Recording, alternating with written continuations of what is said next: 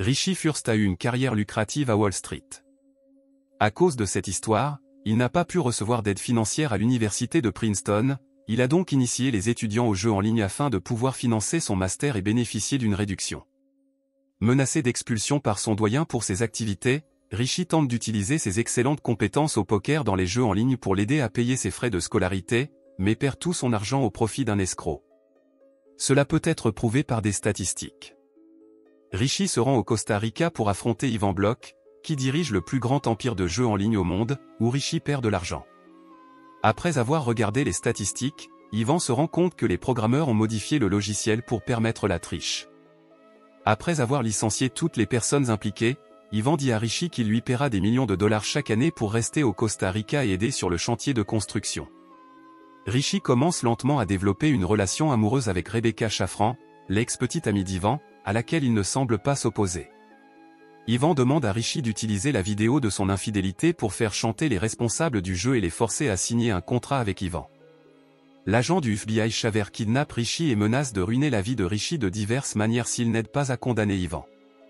Shaver n'a aucune autorité au Costa Rica, donc légalement il ne peut rien faire, mais il profite de cette opportunité pour employer des tactiques illégales et contraires à l'éthique pour les forces de l'ordre américaines.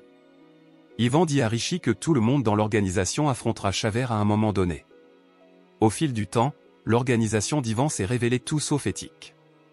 Il envoie Richie corrompre Herrera, un gestionnaire de jeux au Costa Rica, avec un sous-paiement, entraînant la défaite de Richie. Ivan lui dit que cela fait partie d'une carrière tellement lucrative.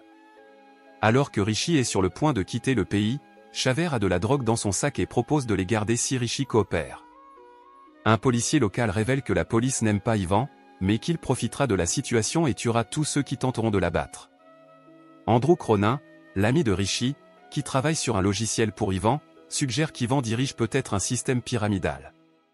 Il n'y a pas d'argent réel sur le compte du joueur et Ivan l'utilise comme compte bancaire, stockant juste assez d'argent pour que le joueur puisse retirer de l'argent en cas de besoin.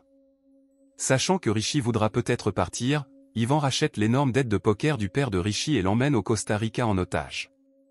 Ivan jette Herrera et son garde du corps dans la rivière pour être mangés par les crocodiles, mais les sauve avant qu'ils puissent les manger.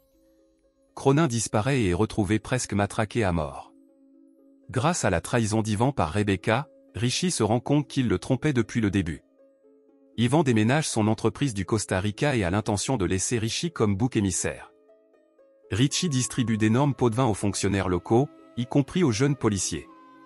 À l'approche du jour du déménagement, Ivan appelle sarcastiquement Richie pour s'excuser et lui dit qu'il sera arrêté alors qu'il décollait à bord d'un jet privé.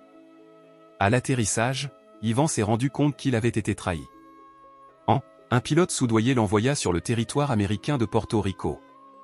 Shaver et d'autres agents du FBI s'apprêtent à l'arrêter pendant que Richie et Rebecca décollent dans un jet privé. Shaver affirme que Richie a été autorisé à comparaître devant le tribunal parce qu'il a laissé derrière lui une clé USB contenant suffisamment de preuves pour condamner Ivan.